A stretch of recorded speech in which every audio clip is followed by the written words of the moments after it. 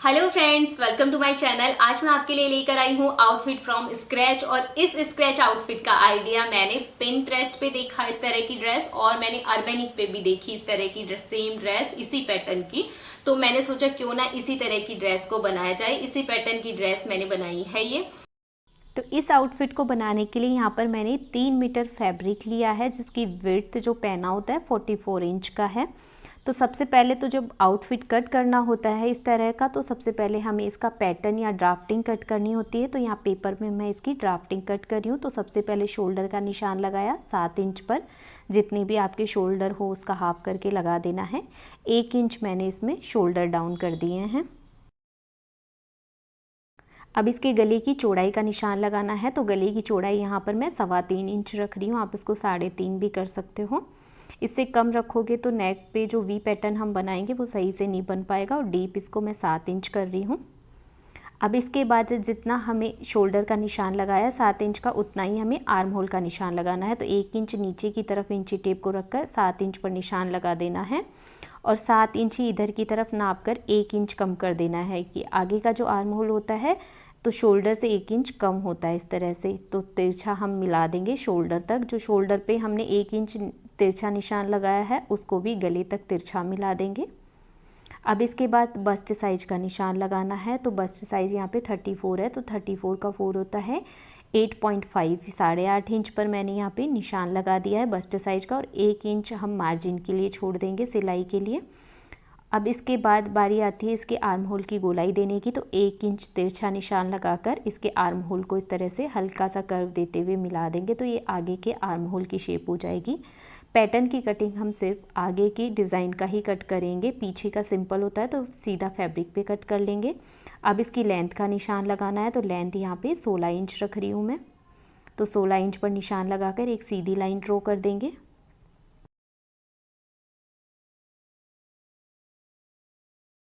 अब इसके कमर के साइज का निशान लगाना है। तो कमर का साइज है 30 इंच। 30 को हम 4 से डिवाइड करते हैं तो आता है 7.5 इंच। तो 7.5 इंच पर कमर का निशान लगाया, 1 इंच मार्जिन का निशान लगाया। अब मार्जिन वाले निशान को मार्जिन वाले निशान से और फिटिंग वाले निशान को फिटिंग वाले निशान के साथ मिला देंगे। अब इसका सिंपल बॉडी पैटर्न होता है वो हमने ड्रॉ कर लिया। अब इसके बाद ऊपर शोल्डर से लेके नीचे की तरफ 13 इंच पर निशान लगाना है। 2 निशान लगा लिए 13 इंच पर और दोनों को सीधा मिला देना है। अब गले की साइड से जो हमने 13 इंच का निशान लगाया है उसके ऊपर की तरफ एक 1.5 इंच पर निशान लगा देंगे। और इस निशान को इसके बीच तक जो ये लाइन खींची है हमने बीच में 13 इंच की, वहाँ पर इसका जो मिड पॉइंट आता है वहाँ तक इसको हल्का सा कर्व देते हुए इस तरह की शेप देनी है। अब इसके बाद इसके साइड में नीचे की तरफ से हमें इसमें 1 सेंटीमीटर ऊपर करना है, गोलाई देनी है 1 सेंटीमीटर की। और 1 सेंटीमीटर ही 13 इंच पर जो लाइन बनाई है उस पर ऊपर कर देना है। और इसको हल्का सा कर्व देते हुए ऐसे इस तरह से मिला देंगे। और ऊपर वाले हिस्से में भी इसी तरह से हल्का सा कर्व देते हुए मिला देंगे। और अब इसके गले को हमें वी शेप देनी है। तो यहाँ कर्व स्केल से मैं इसको वी शेप बना देती हूँ। हल्का सा कर्व देते हुए वी बनाना है इस पे गले पे। अब यहाँ तक मार्किंग करने के बाद इस पैटर्न की हम कटिंग कर लेंगे।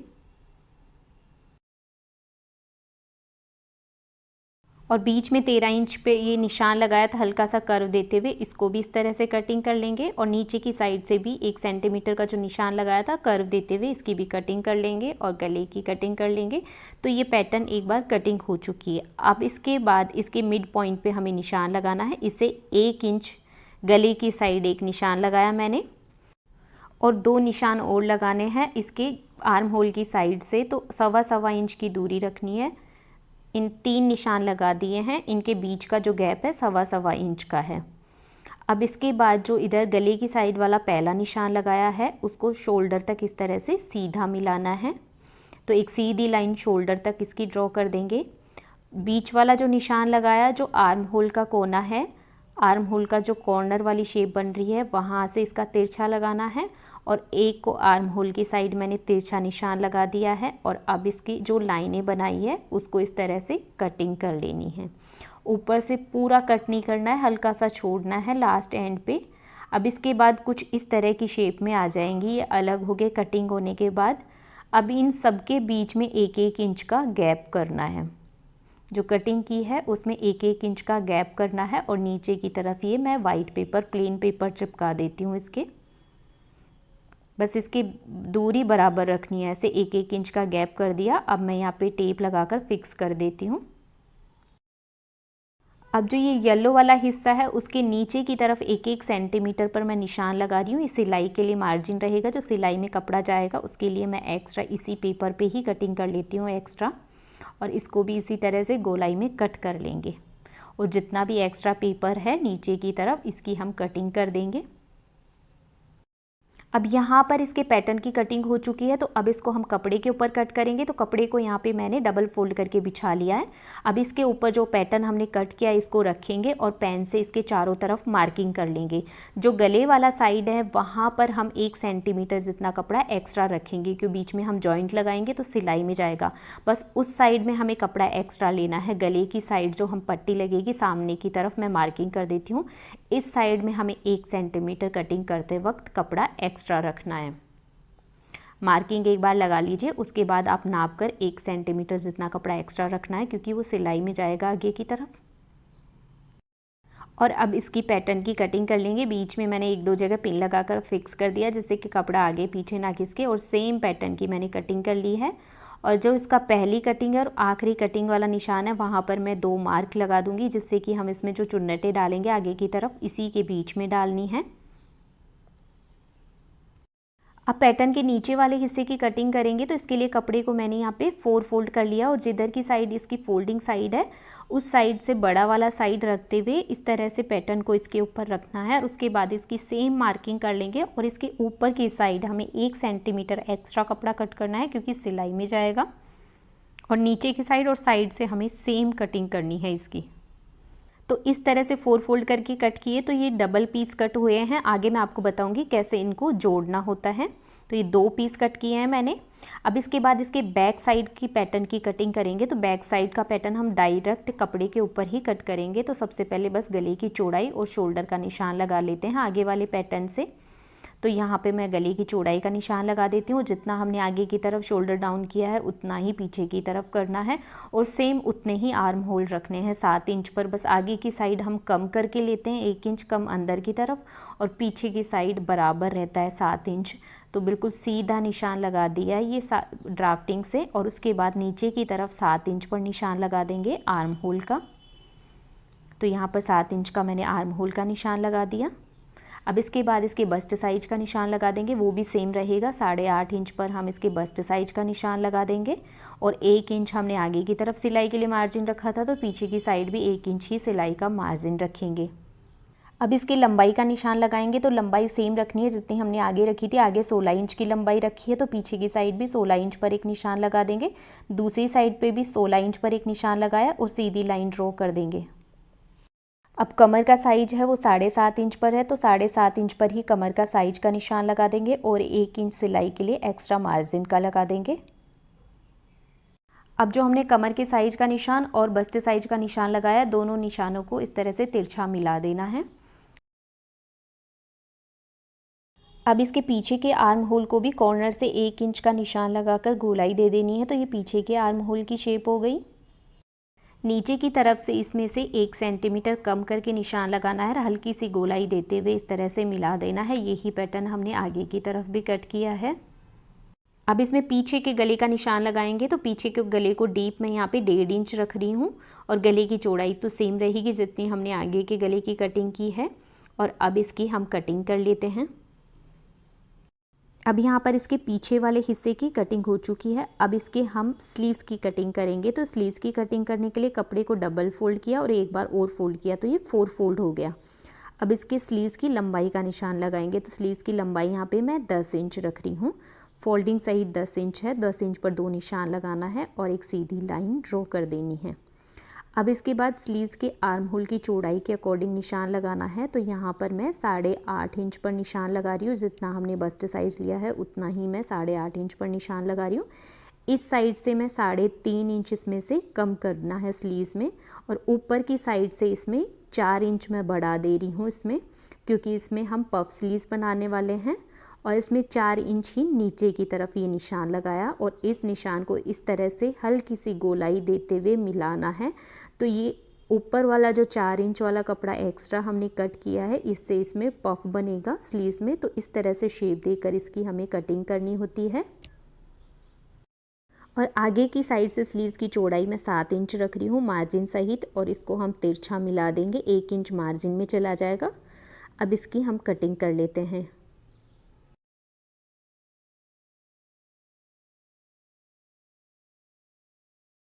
अब स्लीव्स यहाँ पे कटिंग कर ली। इसके बाद आगे के आर्म होल की कटिंग थोड़ी सी एक्स्ट्रा होती है, तो करीब आधा इंच जितना कपड़ा ये मैंने एक्स्ट्रा इस तरह से हल्का सा कर्व शेप देते हुए कट कर दिया ऊपर की 2 लेयर में से। तो ये आगे के आर्म होल की कटिंग हो गई इसमें। और जो ऊपर वाला ये हिस्सा है, इसमें से इस तरह से छोटी छोटी चुन्नटें बन के पफ बन जाएगा। अब नीचे के फ्लेयर के लिए जितनी कपड़े की विड्थ होती है 44 उतना लिया है, और इसकी लंबाई यहाँ पर आप देख सकते हो 28 इंच ली है, जो उसमें फोल्डिंग भी हो जाएगी और सिलाई में भी चला जाएगा। इस तरह के मैंने ये 2 पीस कट किए हैं 28 इंच के, और जो विड्थ है वो जितना पहना है उतनी ही ली है मैंने।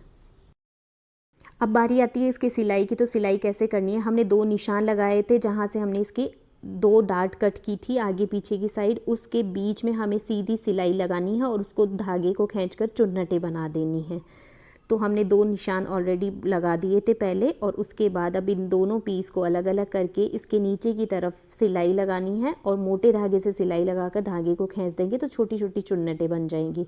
और सेम इसी तरह से जो स्लीव्स वाला ऊपर वाला जो 4 इंच का एक्स्ट्रा कट किया था उस पर हमें सीधी सिलाई लगानी है, और उसके ऊपर भी हमें धागे को खींचकर छोटी छोटी चुन्नटें बना देनी है। इस तरह से इसमें छोटी छोटी चुन्नटें बन जाएंगी। ये लीजिए, यहाँ पर मैंने सीधी सिलाई लगाई है धागे से, और धागे को पकड़कर जैसे ही हम एक तरफ इस तरह से खींचेंगे तो छोटी छोटी इसमें गैदरिंग आ जाएगी। तो बस उतनी ही दूरी पे हमें छोटी छोटी चुन्नटें बनानी है जितनी हमने निशान लगाए हैं, और जो नीचे वाला पैटर्न है उसमें बिल्कुल फिट आ जाए तो उतनी ही हमें इसमें चुन्नटें बनानी है। तो दोनों साइड के हिस्सों को हमें इसी तरह से चुन्नटें बना लेनी है। और ये लीजिए, मैंने दोनों हिस्सों में ये छोटी छोटी चुन्नटें बनाकर रख दी है साइड में। और अब इसके स्लीव्स में भी हमने सीधी सिलाई लगाई है, और इस धागे को इस तरह से पकड़ के खींचेंगे तो इसमें भी छोटी छोटी सी गैदरिंग आ जाएगी। फिनिशिंग काफ़ी अच्छी आती है इस तरह से। तो दोनों स्लीव्स में इसी तरह से हमें छोटी छोटी ऊपर शोल्डर के ऊपर ओनली चुन्नटें बनानी है। जो एक्स्ट्रा कपड़ा 4 इंच का हमने कट किया है बस उसी के अंदर हमें चुन्नटें बनानी है। अब इसके सामने वाले पैटर्न के बीच में हमें यहाँ पर पट्टियाँ लगानी हैं, और पट्टी भी इस तरीके से लगानी है क्योंकि इसमें हमें बटन लगाने हैं। एक तरफ तो अंदर की तरफ चली जाएगी पूरी पट्टी, और एक तरफ की पट्टी होगी जो बाहर की तरफ थोड़ी बाहर निकलती हुई रहेगी, जिसके ऊपर हम बटन लगा पाएंगे। तो इस तरीके से हमें पट्टियाँ लगानी हैं, और जो एक तरफ पट्टियाँ लगाएंगे उसके अंदर हमें 1-1 इंच के ये लूप कटिंग किए हैं मैंने, ये लूप्स लगाकर उसके बाद उसके ऊपर पट्टी लगाएंगे। तो यहाँ पर मैंने ये लूप्स लगा दिए हैं, 1-1 इंच की दूरी पर मैंने इस तरह से 5 लूप बनाए हैं ये। अब इसके ऊपर हम पट्टी रख के सीधी सिलाई लगा देंगे, और उसके बाद इस पूरी पट्टी को हम अंदर की तरफ फोल्ड कर देंगे। अब इस पट्टी को अंदर की तरफ फोल्ड करके या तो तुरपाई कर लो या उसके ऊपर सीधी से सिलाई लगा दो। अब दूसरी तरफ के हिस्से के ऊपर भी पट्टी लगाएंगे सीधी तरफ, और उसके बाद इसको उल्टी तरफ फोल्ड कर देंगे। अब यहाँ पर ये मैंने दोनों पट्टी दोनों तरफ की लगाकर तैयार कर ली है, और ये कुछ इस तरह से एक के ऊपर ओवरलैप होके आएंगी। इस तरह से हल्की सी ओवरलैप होंगी, बिल्कुल 1 सेंटीमीटर जितनी ही। उसके बाद बीच में सिलाई लगाकर हम इसको फिक्स कर लेंगे। ये कॉर्नर है वहाँ पर, तो बीच में मैंने इसकी सिलाई लगा दी हल्की सी। अब इसके बाद ये नीचे वाले पैटर्न के जो 2 पीस कट किए थे तो उनको इस तरह से रखना है, उल्टा एक तरफ नीचे रखा, एक को नीचे की तरफ सीधा रखा है, ऊपर वाले को उल्टा रखा है, और इसको बीच में ये जो पैटर्न है उसको रखा है। इसके बीच में एक कट लगा देंगे तो ये इस तरह से शेप में आसानी से घूम जाएगा सिलाई लगाते वक्त इस तरह से। अब बीच वाला जो पॉइंट है इसको मैं पिन लगाकर फिक्स कर दूंगी। ये नीचे वाला हो गया, बीच का हो गया, और इसके ऊपर 3 लेयर हो गई है कपड़े की, तो तीनों को इस तरह से पिन लगाकर फिक्स कर लेना है। बस इसके मिड पॉइंट का ध्यान रखना है कि वो बिल्कुल बीच में रहे। और अब इसके नीचे की तरफ सिलाई लगा लेंगे। तो यहाँ पे नीचे की तरफ मैंने सिलाई लगा दी, और बीच में से जो कॉर्नर है इसके ऊपर हल्का सा कट लगा देंगे, और अब इस पट्टी को इस तरह से सीधा कर लेंगे। अब नीचे की तरफ और बाहर की तरफ दोनों तरफ ये पट्टी अटैच हुई है। जो नीचे का तीरा है ये तो फिनिशिंग काफ़ी अच्छी आती है, अंदर की तरफ कोई भी कपड़ा दिखाई नहीं देता है। अब इसके ऊपर हमें इसके किनार के ऊपर सिलाई लगा देनी है दोनों तरफ। अब यहाँ पे मैंने इसके दोनों साइड में किनार के ऊपर भी सिलाई लगा दी। उसके बाद इसके पीछे वाले हिस्से को इसके ऊपर उल्टा रख के इसके कंधे की सिलाई लगा देंगे। अब यहाँ कंधे के ऊपर मैंने सिलाई लगा दी है। उसके बाद हम इसकी स्लीव्स को अटैच कर लेंगे। तो स्लीव्स को हमें इसके शोल्डर के बीच वाले हिस्से से जोड़ना शुरू करना है और दोनों तरफ जोड़ते हुए ले जाना है, जिससे कि जितना भी कपड़ा एक्स्ट्रा हो वो कंधे के ऊपर इकट्ठा हो जाए छोटी छोटी चुन्नटों में।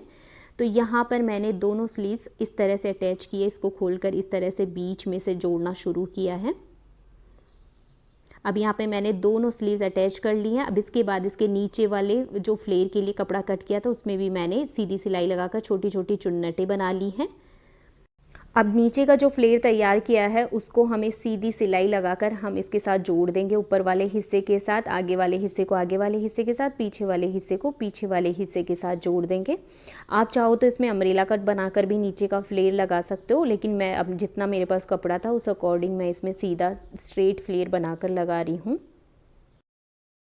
अब नीचे का फ्लेयर अटैच करने के बाद हम इसके गले के ऊपर पट्टी लगाएंगे। तो गले की पट्टी के लिए यहाँ पे मैंने 1.25 इंच चौड़ी उरेप वाली पट्टी कट की है, जिसको बाई स्टेप बोलते हैं। इसकी कटिंग और स्टिचिंग का डिटेल वीडियो मैंने मेरे चैनल पे अपलोड किया है, किस तरीके से ये उरेप वाली पट्टी कटिंग करते हैं और कैसे गले के साथ इसको अटैच करते हैं वो भी मैंने बताया है। तो सीधी साइड से हम इसकी लगाएंगे सिलाई ऊपर की तरफ और उसके बाद इस पूरी पट्टी को हमें अंदर की तरफ फोल्ड कर देना है। अब यहाँ पर इसको सीधी सिलाई लगाकर मैंने इसके साथ अटैच कर दी। उसके बाद जो एक्स्ट्रा पट्टी उसको अंदर की तरफ फोल्ड करेंगे और बाकी पट्टी को डबल फोल्ड करते हुए अंदर की तरफ इस तरह से फोल्ड करके सीधी सिलाई लगा देंगे। तो ये बिल्कुल गले की शेप में बिल्कुल फिनिशिंग के साथ अटैच हो जाती है इस तरह की पट्टी। अब इसके बाद इस ड्रेस में हमने 1 इंच मार्जिन का निशान लगाया था, तो 1 इंच की सिलाई लगाते हुए इसकी फिटिंग वाली सिलाई लगा देंगे। साइड में दोनों साइड में 1-1 इंच की सिलाई लगानी है। उसके बाद नीचे की तरफ भी 1 इंच कपड़ा इस तरह से फोल्ड करके सीधी सिलाई लगा देंगे। अब फिटिंग वाली सिलाई लगाने के बाद इसके सामने की तरफ हमें ये बटन लगाने हैं। तो यहाँ पर मैं इसके कंट्रास्ट में ब्लू कलर के बटन लगा देती हूँ और इस तरह से ये ड्रेस बनकर तैयार है। और पहनने के बाद ड्रेस का लुक कुछ इस तरीके का आया है। तो आप बताइएगा ज़रूर कैसी लगी आपको ये ड्रेस।